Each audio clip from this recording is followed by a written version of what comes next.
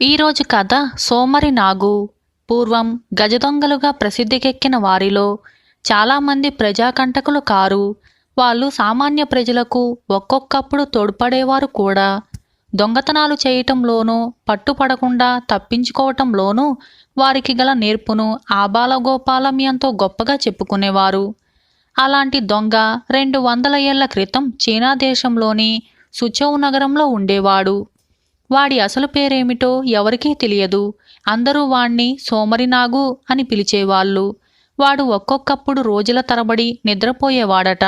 ఈ పేరును ఆ దొంగ స్వయంగా పెట్టుకున్నాడట. సోమరినాగు గురించి అనేక కథలు ఉన్నాయి.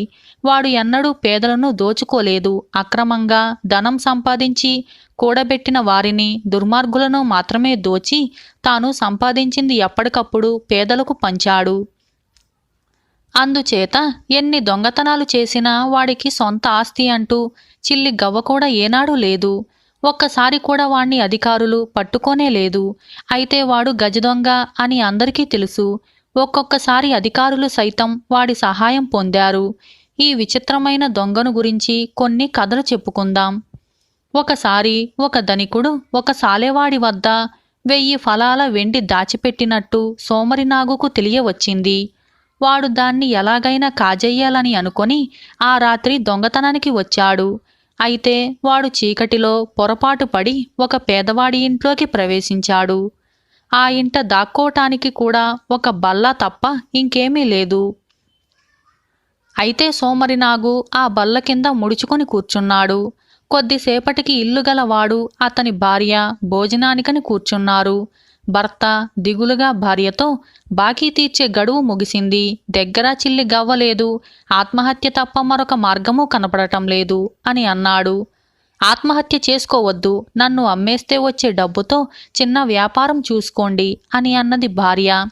ఇద్దరూ కన్నీరు కార్చసాగారు. అంతలో సోమరినాగు బల్ల కింద నుంచి యువతలకి దూకి, భయపడకండి, నేను పొరపాటున మీ ఇంట ప్రవేశించాను. మీరు చూడగా ఇక్కట్లలో ఉన్నట్టున్నారు. మీకు 200 ఫలాల వెండి ఇస్తాను. ఏదైనా వ్యాపారం చేసుకోండి, అంతేకాని అఘాయిత్యానికి దిగవద్దు అని చెప్పి బయటికి వెళ్ళిపోయాడు. మరి కాసేపటికి వారి గుమ్మం వెలుపల దబేలుమని చప్పుడైంది. వారు తలుపు తెరిచి చూస్తే ఒక మూట, అందులో 200 ఫలాల వెండి ఉన్నాయి. దానితో ఆ దంపతులు ఒడ్డెక్కటమే కాక సోమరినాగు పేరు ఒక పలకపైన రాసి బ్రతికినన్నాళ్ళు దాన్ని పూజించారు. సోమరినాగు బాల్య స్నేహితుడొకడు పెద్దవాడై ఉన్నదంతా పోగొట్టుకొని పూర్తిగా పకీరైపోయాడు. ఒకనాడు వాడు వీధిలో ఎదురయ్యేసరికి సోమరినాగు తన కళ్ళను తానే నమ్మలేకపోయాడు. ఏమిటి, ఇలా మారిపోయావ్ అని అడిగాడు. వాడు తన కష్టాల సంగతి చెప్పుకున్నాడు. ఎవరితోనూ అనకు, నేను రేపు ఒక ధనికుడి ఇంట దొంగతనం చేయబోతున్నాను. నా వెంట వచ్చావంటే నీకు కొంత డబ్బు ఇస్తాను అని అన్నాడు సోమరినాగు. స్నేహితుడికి ప్రాణం లేచి వచ్చింది. ఎందుకంటే నాగు గజదొంగ అని ఆడి తప్పడని వాడికి తెలుసు. మర్నాడు వాడు సోమరినాగు వెంట ఒక అధికారి ఇంటికి వెళ్ళాడు. తన మిత్రుణ్ణి ప్రహరీ గోడ వెలుపల ఉండమని సోమరినాగు ఒక చెట్టు ఎక్కి ఇంటి ఆవరణలోకి దూకాడు. చాలాసేపు గడిచింది కాని సోమరినాగు తిరిగి రాలేదు. ఇంతలో ప్రహరీ గోడ కింద నక్కి కూర్చున్న స్నేహితుడిపైకి కుక్కలు మొరుగుతూ వచ్చి పడ్డాయి. వాడు గోడ వెమ్మటే పరిగెత్తసాగాడు. కాసేపటికి తడిసి ముద్దయిన సోమరినాగు వచ్చి వాణ్ణి కలుసుకొని దీనంగా, నీకోసం ఇవాళ నేను చచ్చినంత పనయింది. ఆ ఇంట బంగారం కుప్పలు తెప్పలుగా ఉంది. నేను కొంత తీసుకొని వస్తుండగా కుక్కలు మొరిగాయి. జనం లేచి నా వెంట పడ్డారు. బంగారం అవతల పారేసి ప్రాణాలతో బయటపడ్డాను అని అన్నాడు. నీ వంటి గజదొంగే ఇంత ఇరుకున పడ్డాడంటే నా గీత సరిగ్గా లేదన్నమాట అంటూ మిత్రుడు నిట్టూర్చాడు. విచారించకు, త్వరలోనే నీకు సహాయం చేస్తాను అని అన్నాడు సోమరినాగు. తరువాత ఒకనాడు సోమరినాగుతో మిత్రుడు, దినం గడవక నానా అగచాట్లు పడిపోతున్నాను అని అన్నాడు. నేను ఆనాడే ఒక పెట్టె తస్కరించాను. దాన్ని అప్పుడే నీకిస్తే ఆ అధికారి మనుషులు నిన్ను పట్టుకుంటారేమోనని ఆ పెట్టెను ఆ ఆవరణలోనే ఉన్న నీళ్ల గుంటలో పడేశాను. అధికారి ఏ కారణం చేతనో కిక్కురుమనకుండా ఊరుకున్నాడు.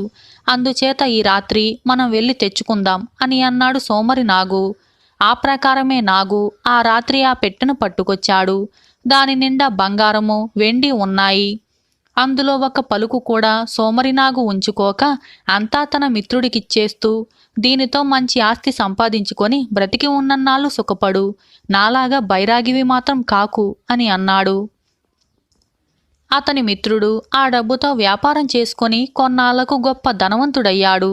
సోమరినాగు ఎన్నో యుక్తులు విద్యలు నేర్చినవాడు. వాడు రకరకాల చప్పుళ్ళు అనుకరించేవాడు. అనేక యాసలతో మాట్లాడేవాడు. ఎవరిని పడితే వారిని అనుకరించేవాడు. ఇటువంటి విద్యలు వాడికి అవసరానికి ఉపయోగపడేవి. ఒకనాడు వాడు ఒక ఇంట జొరబడి దుస్తులుంచే గది తలుపు తెరిచి ఉండటం చూశాడు. వాడికా దుస్తులు కాజేయాలని బుద్ధి పుట్టింది. కానీ వాడా గదిలో ప్రవేశించాడో లేదో ఇంటివారు పడుకోబోతూ దాసీదాన్ని పంపి ఆ గది తలుపుకు తాళం వేయించారు. సోమరినాగు ఆ దుస్తుల గదిలోని చిక్కుకొని పోయాడు. తలుపు తాళం తెరిస్తే కాని తాను బయటపడే దారి లేదని తెలియగానే వాడొక ఉపాయం పన్నాడు. తన ఒంటి నిండా వీలైనన్ని బట్టలు చుట్టుకొని మరికొన్ని బట్టలు మూటకట్టి తలుపుకు అడ్డంగా పెట్టి ఎలుక బట్టలు కొరుకుతున్న చప్పుడు చేశాడు. ఇంటి యజమాని ఆ చప్పుడు విని బట్టల కొట్టులో ఎలుక చేరినట్టుంది, తాళం తీసి దాన్ని బయటికి తరిమి మళ్ళీ తాళం వెయ్యి అని దాసీని ఆజ్ఞాపించాడు. దాసీది దీపంతో వచ్చి తలుపు తాళం తీసింది. అది తలుపులు బయటికి లాగగానే బట్టల మూట బయటికి దొర్లింది. దానితో పాటు సోమరినాగు కూడా బయటికి దొర్లుతూ దాసీ చేతిలో ఉన్న దీపాన్ని కింద పడగొట్టాడు. దాసీది కెవ్వున అరిచింది. ఆలస్యం చేస్తే మనుషులు వచ్చి పడతారని సోమరినాగు దాసీదాన్ని పడదోసి మూట పట్టుకొని బయటికి పరిగెత్తాడు. యజమాని పరిగెత్తుకుంటూ వచ్చి చీకట్లో దాసీదాన్ని చూసి దొంగ అనుకొని చావగొట్టాడు. దాసి పొలికేకలకు ఇంటిల్లపాది వచ్చారు.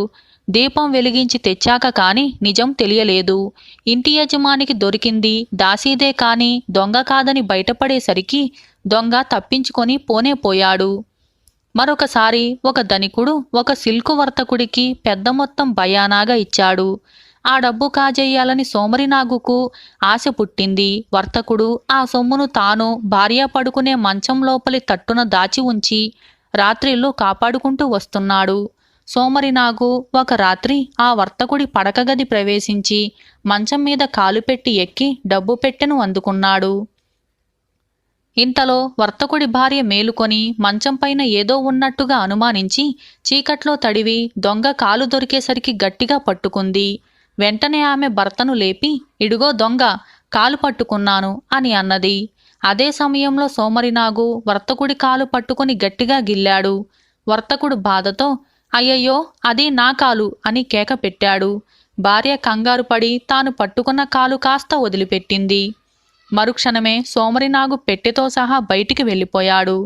తరువాత భార్యాభర్తలు తర్జనాభర్జన చేసుకున్నారు. నేను పట్టుకున్నది దొంగోడి కాలే, అకారణంగా నా చేత వదిలిపించావు అని అన్నది భార్య.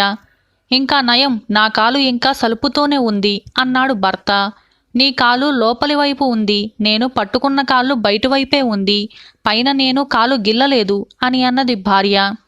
అలా అయితే దొంగోడే ఒకవేళ నా కాలు గిల్లాడేమో, నువ్వు వాడి కాలు విడవకుండా ఉండవలసింది అన్నాడు భర్త. అమ్మయ్యో అని గావుకేక పెట్టేసరికి హడలిపోయాను అన్నది భార్య. వాళ్ళు ఈ వితర్కం మానేసి డబ్బు పెట్టె కోసం చూసుకుంటే అది అప్పుడే పోయింది.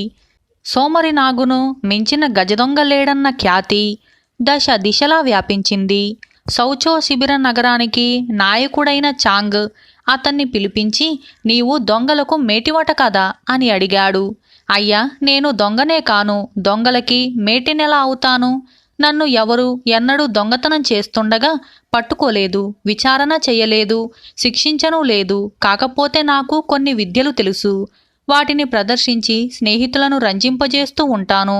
అయినప్పటికీ తమరికి నాతో ఏదైనా పని పడితే చెప్పండి. తమ కోసం అగ్గిలోకి ఉరకమన్నా నీటిలోకి ఉరకమన్నా కాని సిద్ధమే అని అన్నాడు సోమరినాగు. ఈ మాటలకు నాయకుడు చాంగ్ చాలా సంతోషించాడు. దొంగనుగా వాణ్ణి పట్టటానికి అగచాట్లు పడే కన్నా వాడి వల్ల సహాయం పొందటమే ఆయనకు యుక్తంగా తోచింది. ఆయన సోమరినాగుతో, నీవు చాలా చోట్ల దొంగతనాలు చేశావని నాకు తెలుసు. నేను నిన్ను శిక్షించబోను, కానీ నీ సామర్థ్యం చూడాలని ఉన్నది. ఈ రాత్రికి ఈ చిలకను దొంగలించి రేపు ఉదయం తెచ్చి నాకివ్వు, నీ ప్రయోజకత్వం చూస్తాను అని అన్నాడు. సోమరినాగు అంగీకార సూచకంగా తల వంచి సెలవు తెలుపుకున్నాడు. నాయకుడు చాంగ్ ఆ రాత్రి చిలక పంజరానికి 2 మనుషులను కాపలా పెట్టి, తెల్లవార్లు దీన్ని కాపాడండి, పొరపాటు జరిగిందంటే మీ చర్మాల్ని ఒలిపిస్తాను, జాగ్రత్త అని అన్నాడు.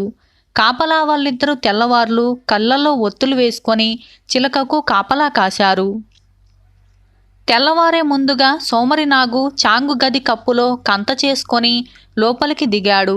ఆ గదిలో అతనికి చాంగు ధరించే దుప్పటము, టోపీ, ఆయన ఉపయోగించే చేతిలాంతరూ కనిపించాయి. వెంటనే వాడికొక ఆలోచన తట్టింది. వాడు టోపీ పెట్టుకొని దుప్పటం కప్పుకొని లాంతరు వెలిగించి అచ్చు చాంగులాగే ముసలినడక నడుస్తూ లాంతరు వెలుగున తన మొహాన్ని కనపడకుండా పట్టుకొని కాపలా వాళ్ళ దగ్గరకు వెళ్ళి చాంగు కంఠాన్ని, మాట ధోరణిని అనుకరిస్తూ, తెల్లవారుతోంది, కాపలా చాలు, పదండి అని అన్నాడు. ఇలా అంటూనే వాడు చెయ్యి చాచి చిలకను అందుకొని అవతలి గదిలోకి వెళ్ళిపోయాడు. అప్పటికే కాపలా వాళ్ళు పూర్తిగా నిద్రమత్తులో ఉన్నారు. ఆ వచ్చిన మనిషి చాంగు కాదని వారికి ఏమాత్రమూ అనుమానమే కలగలేదు. వెళ్ళిపోమ్మన్నదే తడువుగా వాళ్ళిద్దరూ వెళ్ళిపోయారు. తెల్లవారుతోనే చాంగ్ యువతలకు వచ్చి చిలకపోయిన సంగతి తెలుసుకొని కాపలా వాళ్లను కేక వేశాడు. కానీ వాళ్ళు పలకలేదు. నౌకర్లు వెళ్ళి వాళ్లను నిద్రలేపుకొని వచ్చారు.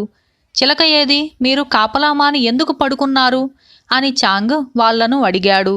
తమరు వచ్చి చిలకను లోపలికి తీసుకొని వెళ్తూ మమ్మల్ని వెళ్ళమన్నారు కదండి అని అన్నారు వాళ్ళు. నేను బయటికి రావటమేమిటి, మీకేమైనా దయ్యం కనిపించిందా ఏంటి అని అన్నాడు చాంగ్. మేమిద్దరము ఎలా పొరబడతామండి అన్నారు వాళ్ళు. చాంగ్ ఇల్లంతా వెతికి తన గది పైభాగంలో కంత చూసి ఇది సోమరినాగు పనే అని అనుకున్నాడు. కాసేపటికల్లా సోమరినాగే స్వయంగా వచ్చి చిలకను ఆయనకిచ్చి తాను చేసిన యుక్తిని చెప్పాడు. చాంగ్ సంతోషించి వాడికి అభయమిచ్చాడు. సోమరినాగు అందుకు ప్రతిఫలంగా చాంగుకు అనేక బహుమానాలిచ్చాడు. ఒక జూదగాడు ఒకనాడు జూదంలో 1000 కాసులు గెలిచి ఇంటికి వెళుతూ ఉండగా దారిలో సోమరినాగు కనిపించాడు. అతను సోమరినాగుతో, ఇవాళ రాత్రి ఈ సొమ్ము నా దిండు కింద పెట్టుకుని నిద్రపోతున్నాను. దీన్ని నీవు కాజేయగలిగితే నేను నీకు విందు చేస్తాను, కాజేయలేకపోతే నీవు నాకు విందు చెయ్యాలి, సమ్మతమేనా అని అన్నాడు. సోమరినాగు సమ్మతమే అని అన్నాడు. జూదగాడు ఇంటికి వెళ్ళి తాను డబ్బు గెలుచుకున్న సంగతి భార్యతో చెప్పాడు. ఆమె సంతోషించి కోడిని కోసి వండింది. ఆ రాత్రి ఇద్దరూ తృప్తిగా భోజనం చేసేశాక భార్య తినగా మిగిలిన కోడిని వంటింట్లో ఉంచేసింది. తాను సోమరినాగు వేసుకున్న పందెం గురించి చెప్పాడు. వాళ్ళు మేలుకొని ఉండాలని ఒకరినొకరు హెచ్చరించుకుంటూ ఉన్నారు. వారి సంభాషణను బయటి నుంచి సోమరినాగు వింటూనే ఉన్నాడు. భార్యాభర్తలు మేలుకొని ఉండేటట్లుంటే తనకు దొంగతనం సాధ్యపడదు. అందుచేత వాడొక ఉపాయాన్ని ఆలోచించాడు. వాడు చల్లగా వంట ఇంట్లోకి ప్రవేశించి ఒక ఎండిపోయిన జనప పుల్లను కొరకసాగాడు. భార్య ఈ చప్పుడు విని చివాలున లేచి కూర్చొని, అమ్మయ్యో, దిక్కుమాలిన పిల్లి మిగిలిపోయిన కోడిని పొట్టన పెట్టుకుంటుంది అంటూ మంచం మీది నుంచి దూకి వంటింట్లోకి పరిగెత్తింది. ఈ లోపల సోమరినాగు వంటింట్లో నుంచి దొడ్డిలోకి వెళ్ళి పెద్ద బండ ఎత్తి బావిలో వేశాడు. దబేల్మని చప్పుడొచ్చింది. ఓసి పిచ్చిమొహందానా, సగం కోడి కోసం బావిలో పడిందా అని అనుకుంటూ జూదగాడు దొడ్లోకి వెళ్ళాడు. ఈ సందులో సోమరినాగు పడక గదిలోకి జొరబడి దిండు కింద నుంచి సొమ్ము లాగేసి దాటిపోయాడు. చీకటిలో తడువుకుంటూ భార్య తన కోడి క్షేమంగానే ఉన్నదని తెలుసుకుంది. తన భార్య బావిలో పడలేదని జూదరి కూడా తెలుసుకున్నాడు. కాని ఇద్దరూ తిరిగి మంచం దగ్గరికి వచ్చి చూసేసరికి దిండు కదిలించి ఉన్నది. దాని కింద డబ్బు సంచి కాస్త పోయింది. ఇద్దరము మేలుకొని ఉండగానే డబ్బు పోయిందే, ఇంతకంటే నామర్దం ఉంటుందా అని అనుకున్నారు వాళ్ళు. తెల్లవారుతూనే సోమరినాగు డబ్బు తెచ్చి ఇచ్చి తనకు విందు చెయ్యమని జూదరిని అడిగాడు. జూదరి సోమరినాగును ఒక భోజనశాలకు తీసుకుని వెళ్ళి భోజనము పానీయాలు తెప్పించాడు. ఇద్దరూ భోజనం చేస్తూ కిందటి రాత్రి జరిగిన సంగతులు చెప్పుకొని విరగబడి నవ్వుకున్నారు. భోజనశాలవాడు వాళ్లతో, ఏమిటి మీరు చెప్పుకునే హాస్యం అని అడిగాడు. వాళ్ళు జరిగిందంతా భోజనశాలవాడితో చెప్పారు.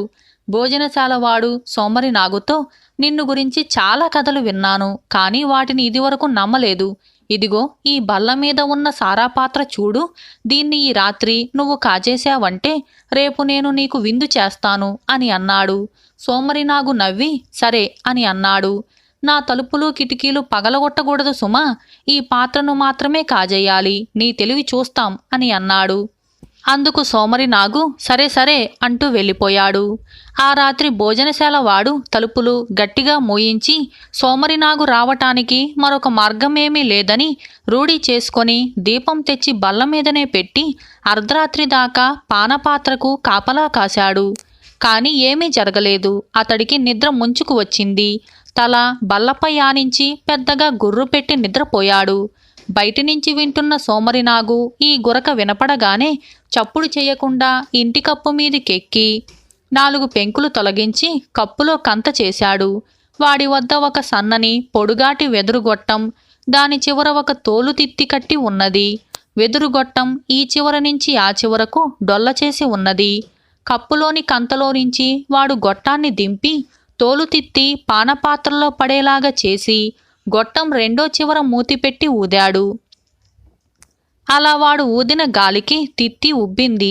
పానపాత్ర మూతి సన్నటిది, అందుచేత ఉబ్బిన తిత్తి పాత్ర మూతికి అడ్డుపట్టింది. తిత్తి ఊదగానే సోమరి నాగు వెదురుగొట్టంపై చివర గట్టిగా మూసేసి గొట్టాన్ని పైకి లాగాడు. తిత్తితో పాటు పానపాత్ర కూడా పైకి వచ్చేసింది. వాడు దాన్ని తీసుకొని పెంకులు ఎప్పటిలాగే కప్పేసి ఇంటికి వెళ్ళిపోయాడు. భోజనశాల యజమాని నిద్రలేచి చూసేసరికి బల్ల మీద దీపం వెలుగుతున్నది, కాని పానపాత్ర మాయమైంది. తలుపులు కిటికీలు మూసినట్లే ఉన్నాయి. ఒక గ్రామంలో ఒక న్యాయాధిపతి ఉండేవాడు. ఆయన అక్రమంగా సంపాదించిన ధనం చాలా మూలుగుతూ ఉన్నది. అందులో కొంత వదిలించరాదా అని కొందరు మిత్రులు సోమరి నాగును హెచ్చరించారు. వాడు ఒక రాత్రి ఆ గ్రామం వెళ్ళి న్యాయాధిపతి ధనాగారంలోకి ప్రవేశించి ఒక చిన్న పీపాలో ఉన్న 200 పలాల బంగారాన్ని సంగ్రహించి ఆ దొంగతనం తనదేనని స్పష్టంగా తెలియగలందులకు గోడ మీద ఒక పువ్వు బొమ్మ గీసి వెళ్ళిపోయాడు. 2-3 రోజుల అనంతరం న్యాయాధిపతి తన బంగారు పీపా పోయిన సంగతి కనుక్కొని పువ్వు బొమ్మ కూడా చూశాడు. రక్షకాధికారులను అడిగితే ఆ గుర్తు సోమరి నాగుది అని అన్నారు. అయితే వాణ్ణి తక్షణం పట్టుకురండి అని అన్నాడు న్యాయాధిపతి. అయ్యా, వాడి సంగతి మీకు తెలియదు. వాణ్ణి పట్టుకోవటం చాలా ప్రమాదకరం. మాట్లాడక ఊరుకోవటమే క్షేమం అని అన్నారు రక్షకాధికారులు. న్యాయాధిపతి అందుకు మండిపడి, మీరు దొంగలతో లాలూచి అవుతున్నారా? మిమ్మల్ని కొరత వేయిస్తాను అని వారిని భయపెట్టాడు. చేసేది లేక ఆ అధికారులు సూచవు నగరానికి వెళ్ళి పడమటి ద్వారం దగ్గర సోమరి నాగును కలుసుకొని జరిగిన సంగతి అంతా చెప్పారు. ఆ బంగారం నా దగ్గర లేదు. దాన్ని నేను మీ దొడ్లోనే పాతిపెట్టాను. ఈ రాత్రికి మీరు ఇళ్లకు వెళ్ళి పడుకోండి. రేపు పొద్దున న్యాయాధిపతి గారు నన్ను పట్టుకునే ప్రయత్నం మానేట్టు నేను చూస్తాను కదా అన్నాడు సోమరి నాగు. ఆ రాత్రి వాడు మళ్ళీ న్యాయాధిపతి ఇంటికి వెళ్ళాడు. ఆయనకు 2 భార్యలు. వారిలో ఒక భార్య ఒంటరిగా పడుకున్నది.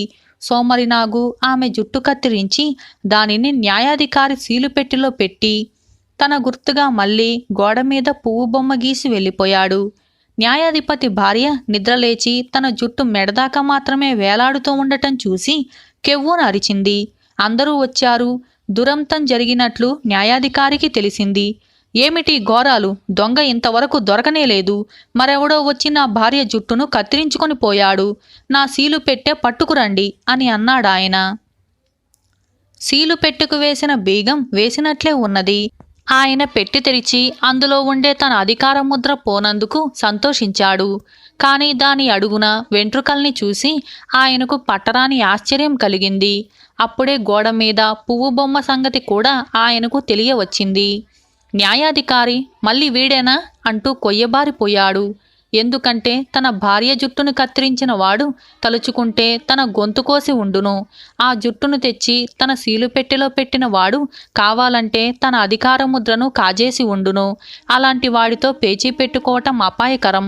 ఆయన సుచౌకు వెళ్లిన రక్షకాధికారులను పిలిపించి మీరు సోమరి నాగును పట్టుకోవలసిన అవసరం లేదు అని చెప్పేశాడు. వాళ్ళు అప్పటికే తమ దొడ్లలో సోమరినాగు దాచిన బంగారం తీసేసుకున్నారు. అందుచేత ఆ కిందటి రోజు వాణ్ణి పట్టుకోవటం అన్ని విధాలా మంచిదైంది అని అనుకున్నారు. సోమరినాగు అనే ఈ కథ ఇంతటితో సమాప్తమైంది.